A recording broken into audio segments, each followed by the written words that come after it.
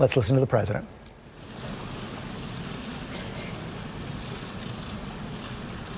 Mr. Secretary General, Mr. President, world leaders, and distinguished delegates, welcome to New York. It is a profound honor to stand here in my home city as a representative of the American people to address the people of the world. As millions of our citizens continue to suffer the effects of the devastating hurricanes that have struck our country, I want to begin by expressing my appreciation to every leader in this room who has offered assistance and aid. The American people are strong and resilient, and they will emerge from these hardships more determined than ever before. Fortunately, the United States has done very well since Election Day last November 8th. The stock market is at an all-time high, a record. Unemployment is at its lowest level in 16 years, and because of our regulatory and other reforms, we have more people working in the United States today than ever before. Companies are moving back, creating job growth the likes of which our country has not seen in a very long time. And it has just been announced that we will be spending almost $700 billion on our military and defense. Our military will soon be the strongest it has ever been. For more than 70 years, in times of war and peace, the leaders of nations, movements, and religions have stood before this assembly. Like them, I intend to address some of the very serious threats before us today, but also the enormous potential waiting to be unleashed. We live in a time of extraordinary opportunity. Breakthroughs in science, technology, and medicine are curing illnesses and solving problems that prior generations thought impossible to solve. But each day also brings news of growing dangers that threaten everything we cherish and value. Terrorists and extremists have gathered strength and spread to every region of the planet. Rogue regimes represented in this body not only support terrorists, but threaten other nations and their own people with the most destructive weapons known to humanity. Authority and authoritarian powers seek to collapse the values, the systems, and alliances that prevented conflict and tilted the world toward freedom since World War II. International criminal networks traffic drugs, weapons, people, forced dislocation and mass migration, threaten our borders, and new forms of aggression exploit technology to menace our citizens. To put it simply, we meet at a time of both immense promise and great peril. It is entirely up to us whether we lift the world to new heights or let it fall into a valley of disrepair. We have it in our power, should we so choose, to lift millions from poverty, to help our citizens realize their dreams, and to ensure that new generations of children are raised free from violence, hatred, and fear.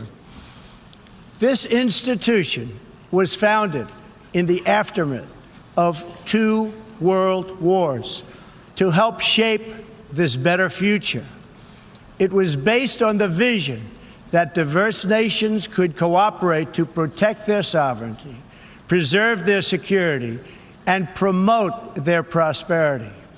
It was in the same period, exactly 70 years ago, that the United States developed the Marshall Plan to help restore Europe.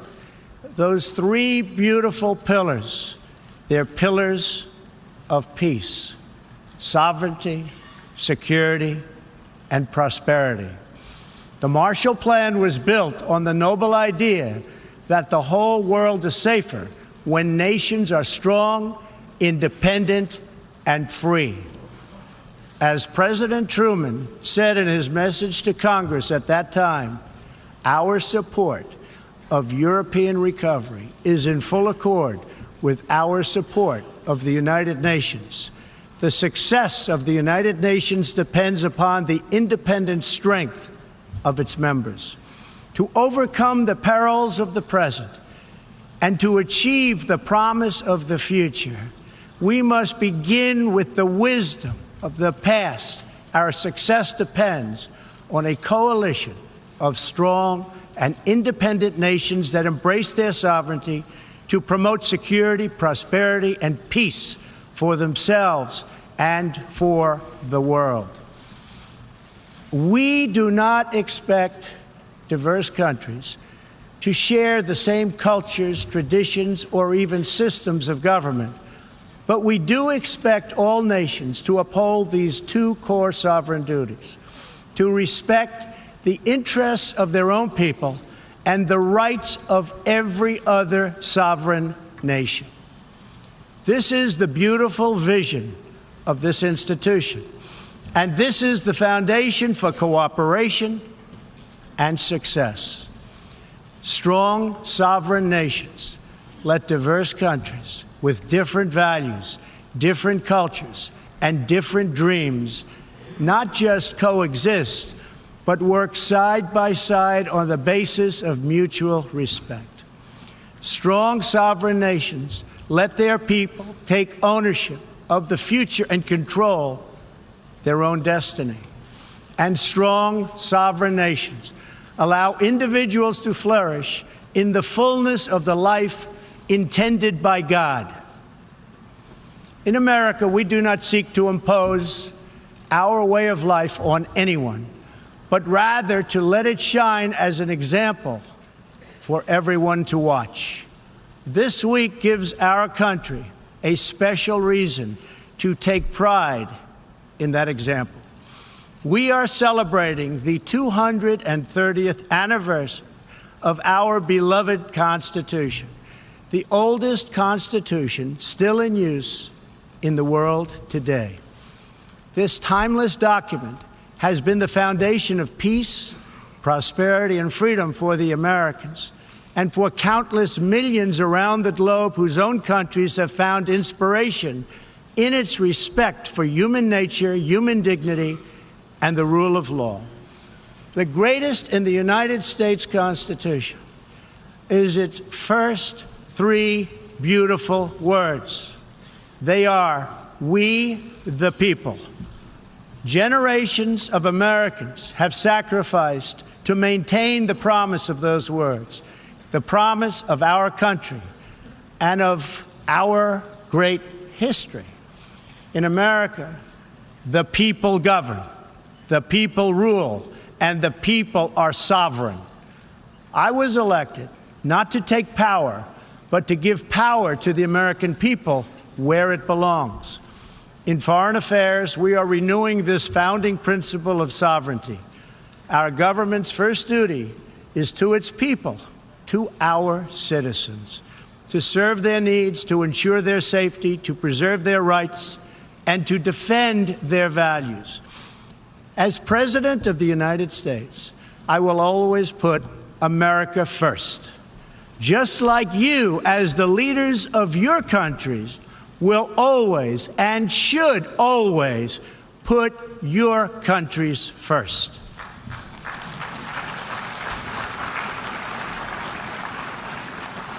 All responsible leaders have an obligation to serve their own citizens, and the nation-state remains the best vehicle for elevating the human condition. But making a better life for our people also requires us to work together in close harmony and unity to create a more safe and peaceful future for all people. The United States will forever be a great friend to the world, and especially to its allies. But we can no longer be taken advantage of or enter into a one-sided deal where the United States gets nothing in return. As long as I hold this office, I will defend America's interests above all else, but in fulfilling our obligations to our own nations. We also realize that it's in everyone's interest to seek a future where all nations can be sovereign, prosperous, and secure. America does more than speak for the values expressed in the United Nations Charter. Our citizens have paid the ultimate price to defend our freedom and the freedom of many nations represented in this great hall. America's devotion is measured on the battlefields where our young men and women have fought and sacrificed alongside of our allies. From the beaches of Europe to the deserts of the Middle East to the jungles of Asia.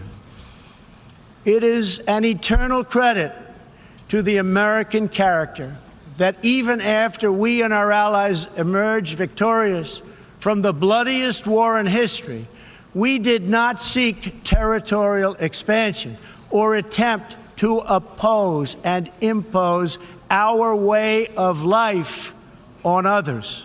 Instead, we helped build institutions such as this one to defend the sovereignty, security, and prosperity for all. For the diverse nations of the world, this is our hope. We want harmony and friendship, not conflict and strife. We are guided by outcomes, not ideology. We have a policy of principled realism rooted in shared goals, interests, and values. That realism forces us to confront a question facing every leader and nation in this room. It is a question we cannot escape or avoid. We will slide down the path of complacency, numb to the challenges, threats, and even wars that we face. Or do we have enough strength and pride to confront those dangers today so that our citizens can enjoy peace and prosperity tomorrow? If we desire to lift up our citizens, if we aspire to the approval of history, then we must fulfill our sovereign duties to the people we faithfully represent. We must protect our nations, their interests, and their futures. We must reject threats to sovereignty from the Ukraine to the South China Sea. We must uphold respect for law, respect for borders, and respect for culture, and the peaceful engagement these allow. And just as the founders of this body intended, we must work together and confront together those who threaten us with chaos, turmoil, and terror.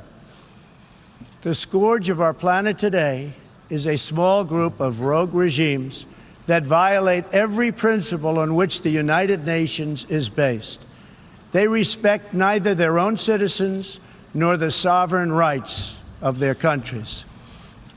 If the righteous many do not confront the wicked few, then evil will triumph.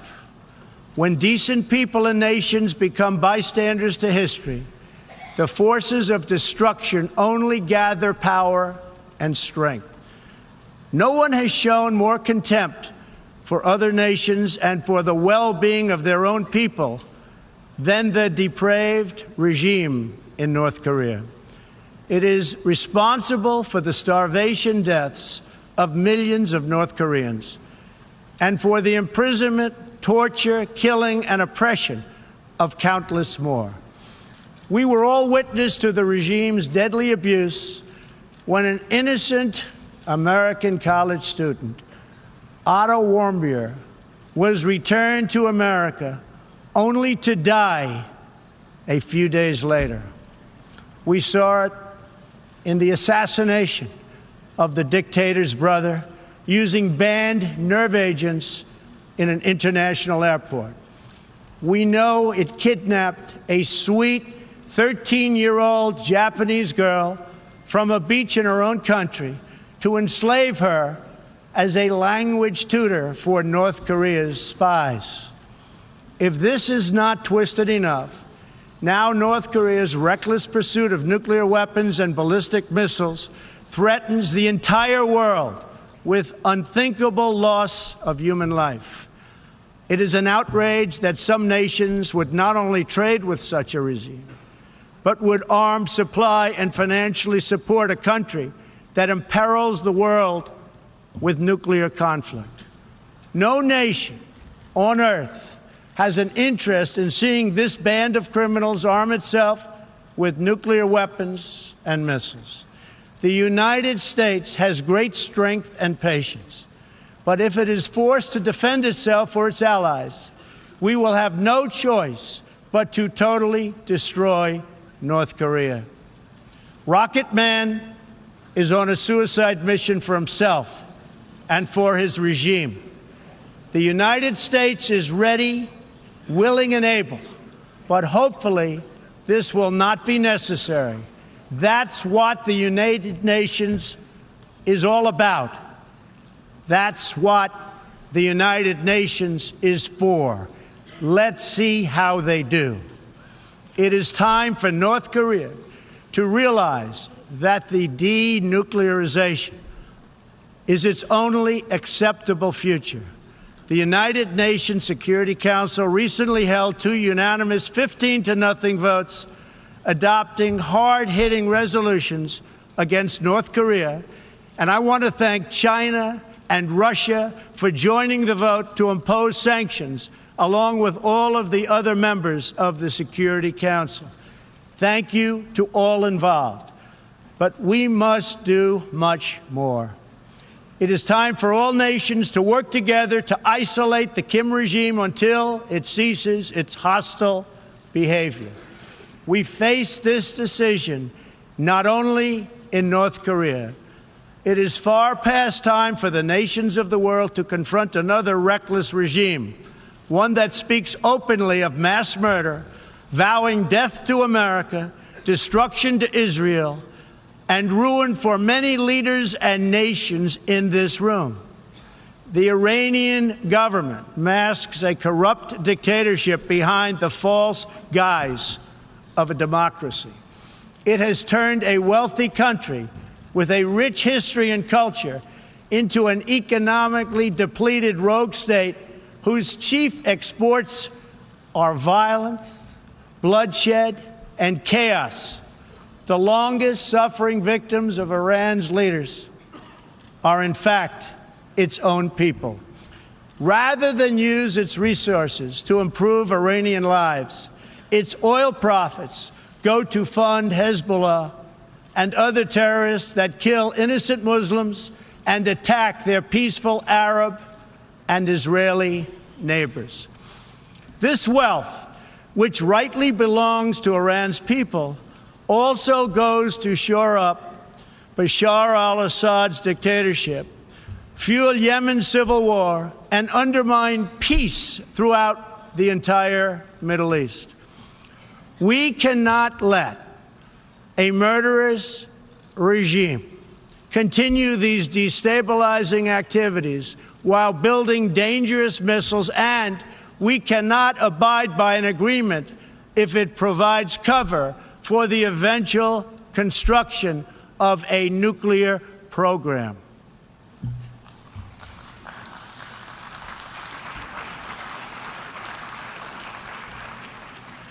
The Iran deal was one of the worst and most one-sided transactions the United States has ever entered into.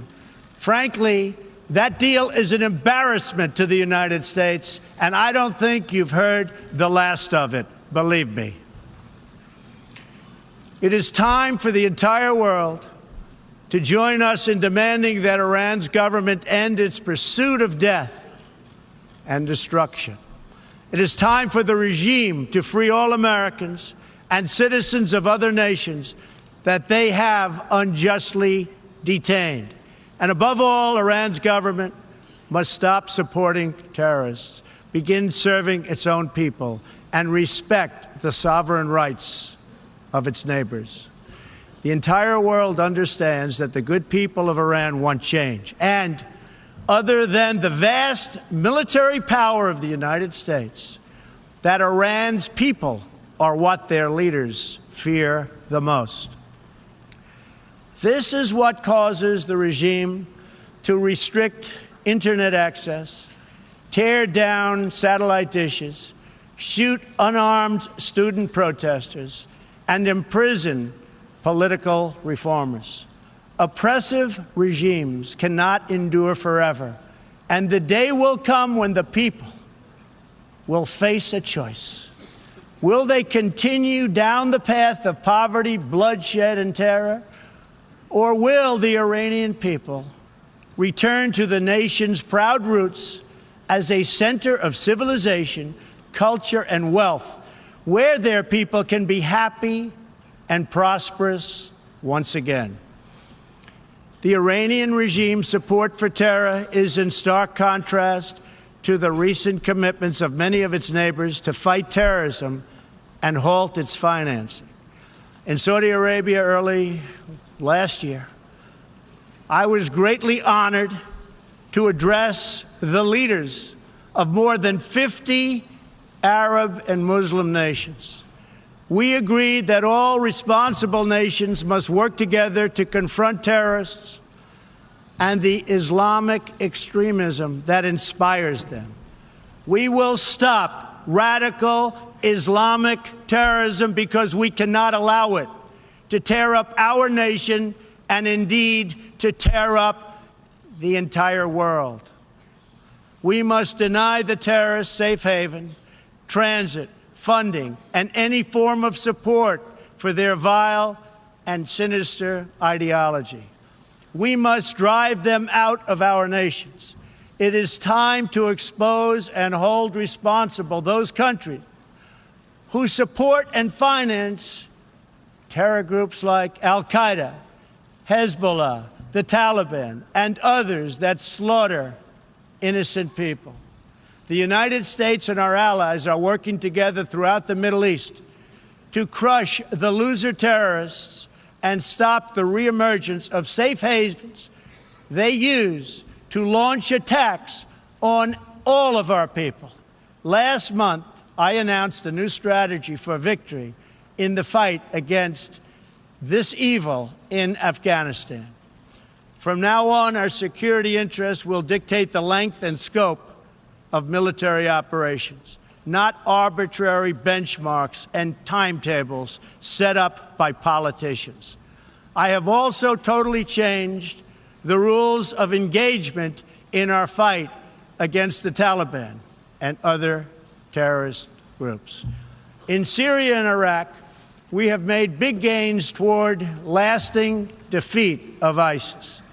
In fact, our country has achieved more against ISIS in the last 8 months than it has in many, many years combined. We seek the de-escalation of the Syrian conflict and a political solution that honors the will of the Syrian people. The actions of the criminal regime of Bashar al-Assad, including the use of chemical weapons against his own citizens, even innocent children, shock the conscience of every decent person. No society can be safe if banned chemical weapons are allowed to spread. That is why the United States carried out a missile strike on the airbase that launched the attack. We appreciate the efforts of the United Nations agencies that are providing vital humanitarian assistance in areas liberated from ISIS, and we especially thank Jordan, Turkey, and Lebanon for their role in hosting refugees from the Syrian conflict. The United States is a compassionate nation and has spent billions and billions of dollars in helping to support this effort. we seek an approach to refugee resettlement that is designed to help these horribly treated people and which enables their eventual return to their home countries to be part of the rebuilding process. For the cost of resettling one refugee in the United States, we can assist more than 10 in their home region. Out of the goodness of our hearts, we offer financial assistance to hosting countries in the region, and we support recent agreements of the G20 nations that will seek to host refugees as close to their home countries as possible. This is the safe, responsible, and humanitarian approach. For decades, the United States has dealt with migration challenges here in the Western Hemisphere. We have learned that over the long term, uncontrolled migration is deeply unfair to both the sending and the receiving countries. For the sending countries, it reduces domestic pressure to pursue needed political and economic reform and drains them of the human capital necessary to motivate and implement those reforms. For the receiving countries, the substantial costs of uncontrolled migration are borne overwhelmingly by low-income citizens whose concerns are often ignored by both media and government. I want to salute the work of the United Nations in seeking to address the problems that cause people to flee from their homes. The United Nations and African Union led peacekeeping missions to have invaluable contributions in stabilizing conflicts in Africa. The United States continues to lead the world in humanitarian assistance, including famine prevention and relief in South Sudan, Somalia, and northern Nigeria and Yemen. We have invested in better health and opportunity all over the world through programs like PEPFAR, which funds AIDS relief, the President's Malaria Initiative, the Global Health Security Agenda, the Global Fund to End Modern Slavery, and the Woman Entrepreneurs Finance Initiative, part of our commitment to empowering women all across the globe. We also thank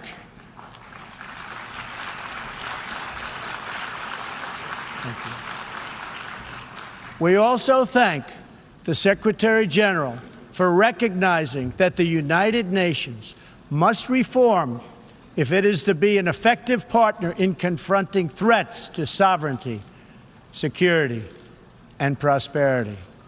Too often, the focus of this organization has not been on results, but on bureaucracy and process. In some cases, states that seek to subvert this institution's noble aims have hijacked the very systems that are supposed to advance them. For example, it is a massive source of embarrassment to the United Nations that some governments with egregious human rights records sit on the UN Human Rights Council. The United States is one out of 193 countries in the United Nations, and yet we pay 22% of the entire budget and more. In fact, we pay far more than anybody realizes. The United States bears an unfair cost burden, but to be fair, if it could actually accomplish all of its stated goals, especially the goal of peace, this investment would easily be well worth it. Major portions of the world are in conflict, and some, in fact, are going to hell. But the powerful people in this room, under the guidance and auspices of the United Nations, can solve many of these vicious and complex problems. The American people hope that one day soon the United Nations can be a much more accountable and effective advocate for human dignity and freedom around the world.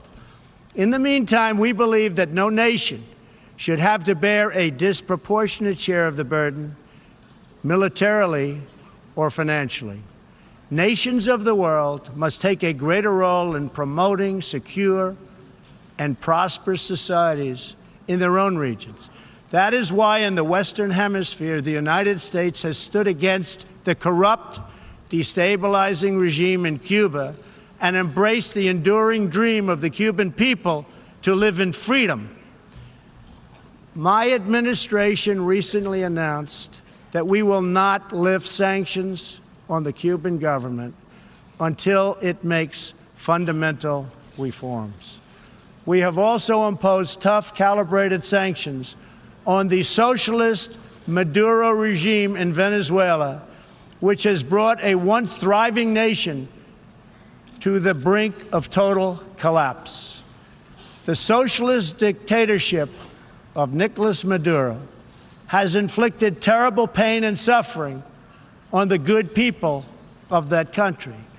This corrupt regime destroyed a prosperous nation by imposing a failed ideology that has produced poverty and misery everywhere it has been tried. To make matters worse, Maduro has defied his own people, stealing power from their elected representatives to preserve his disastrous rule. The Venezuelan people are starving, and their country is collapsing. Their democratic institutions are being destroyed. This situation is completely unacceptable, and we cannot stand by and watch. As a responsible neighbor and friend, we and all others have a goal. That goal is to help them regain their freedom, recover their country, and restore their democracy. I would like to thank leaders in this room for condemning the regime and providing vital support to the Venezuelan people. The United States has taken important steps to hold the regime accountable.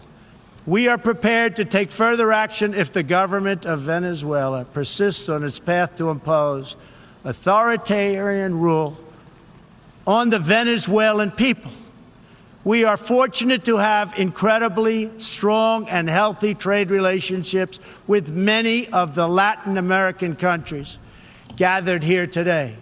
Our economic bond forms a critical foundation for advancing peace and prosperity for all of our people and all of our neighbors.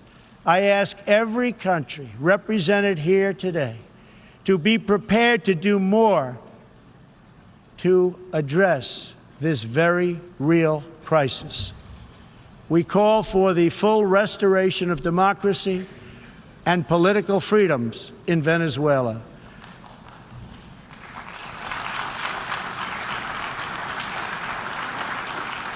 The problem in Venezuela is not that socialism has been poorly implemented, but that socialism has been faithfully implemented.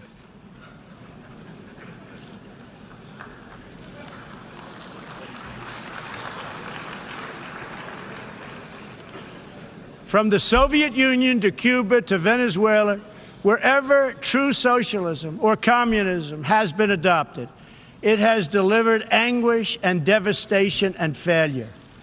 Those who preach the tenets of these discredited ideologies only contribute to the continued suffering of the people who live under these cruel systems. America stands with every person living under a brutal regime. Our respect for sovereignty is also a call for action.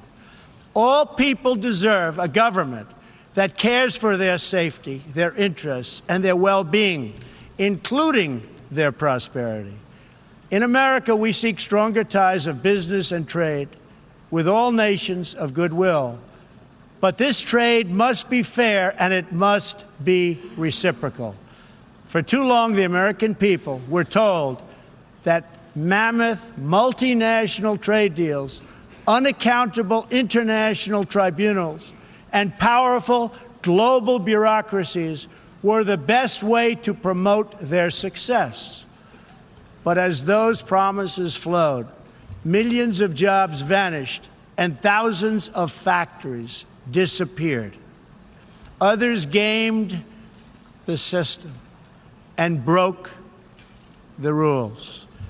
And our great middle class, once the bedrock of American prosperity, was forgotten and left behind. But they are forgotten no more, and they will never be forgotten again. While America will pursue cooperation and commerce with other nations, we are renewing our commitment to the first duty of every government, the duty of our citizens. This bond is the source of America's strength and that of every responsible nation represented here today. If this organization is to have any hope of successfully confronting the challenges before us, it will depend, as President Truman said some 70 years ago, on the independent strength of its members.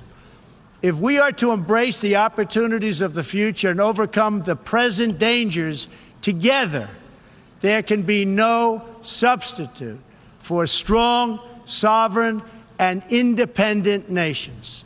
Nations that are rooted in their histories and invested in their destinies. Nations that seek allies to befriend, not enemies to conquer.